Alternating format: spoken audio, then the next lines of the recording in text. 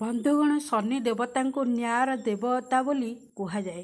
ଯଦି ତାଙ୍କର କୌଣସି ରାଶିର ଜାତକ ଉପରେ ଖରାପ ନଜର ପଡ଼ିଯାଏ, ତେବେ ସେହି ଜାତକ ନିଜର ସମସ୍ୟା ସଜାଡ଼ିବାରେ ସାରା ଜୀବନ ବିତିଯାଏ। ଯଦି ଶନିଦେବଙ୍କ କୃପାଦୃଷ୍ଟି ପଡ଼ିଯାଏ, ତେବେ ସେହି ମଣିଷ ନିଜ ଜୀବନରେ କମ୍ ପରିଶ୍ରମରେ ସୁଖର ପ୍ରାପ୍ତି କରିଥାଏ।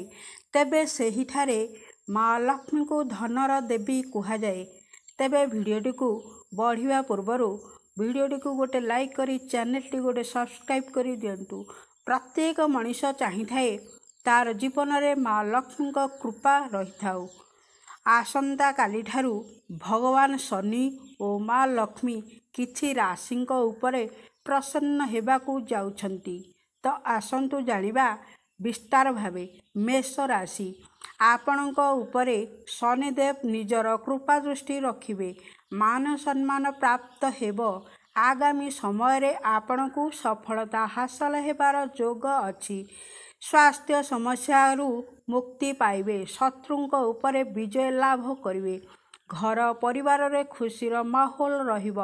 କର୍କଟ ରାଶି, ଏହି ରାଶିର ଲୋକଙ୍କ ଉପରେ ଶନି ମହାରାଜଙ୍କ କୃପାଦୃଷ୍ଟି ଲଗାତାର ଭାବେ ରହିବ।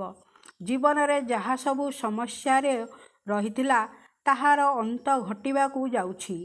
ଆଗାମୀ ଭବିଷ୍ୟତରେ ଭଲ ଲାଭ ପ୍ରାପ୍ତ ହେବ। ସାଙ୍ଗଙ୍କ ଠାରୁ ଲାଭ ମିଳିପାରେ। ଚାକିରି କରୁଥିବା ଲୋକଙ୍କୁ ପ୍ରମୋଶନ ହେବାର ସମ୍ଭାବନା ଅଛି।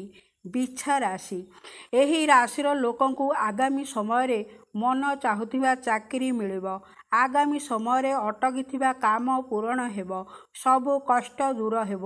ଆପଣଙ୍କୁ ଜୀବନରେ ବହୁତ ଜୋରରେ ସଫଳତା ପାଇବାରୁ କେହି ଅଟକାଇ ପାରିବେ ନାହିଁ। ଯେଉଁମାନେ ଚାକିରି ଖୋଜୁଛନ୍ତି, ସେମାନଙ୍କୁ ନୂଆ ଚାକିରି ମିଳିବ। ଧନୁ ରାଶି, ଏମାନଙ୍କ ଉପରେ ଭଗବାନ ଶନିଙ୍କ କୃପାଦୃଷ୍ଟି ଅଧିକ ରହିବ। ବ୍ୟାପାର କ୍ଷେତ୍ରରେ ଭଲ ଲାଭ ମିଳିବାର ଯୋଗ ଅଛି।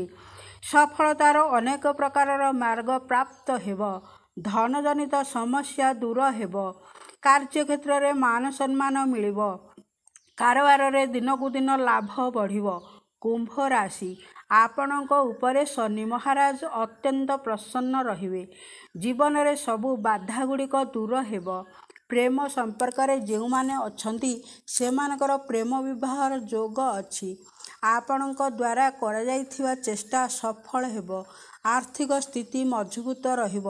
ତୁଳା ରାଶି, କୌଣସି ନିବେଶରୁ ଲାଭ ମିଳିପାରେ। ପରିବାରରେ ସୁଖ ଶାନ୍ତି ଲାଗି ରହିବ। ଅଟକିଥିବା ଧନ ଫେରି ପାଇବେ। ବିଦ୍ୟାର୍ଥୀଙ୍କ ପାଇଁ ଏହି ସମୟ ଶୁଭ ସାବ୍ୟସ୍ତ ହେବ। ଚାକିରି ମିଳିବା ମାତ୍ରେ ଆପଣଙ୍କ ବ୍ୟବହାର ବଦଳିଯିବ। ଆପଣଙ୍କର କାର୍ଯ୍ୟକ୍ଷେତ୍ରରେ ଉନ୍ନତି କରିବେ।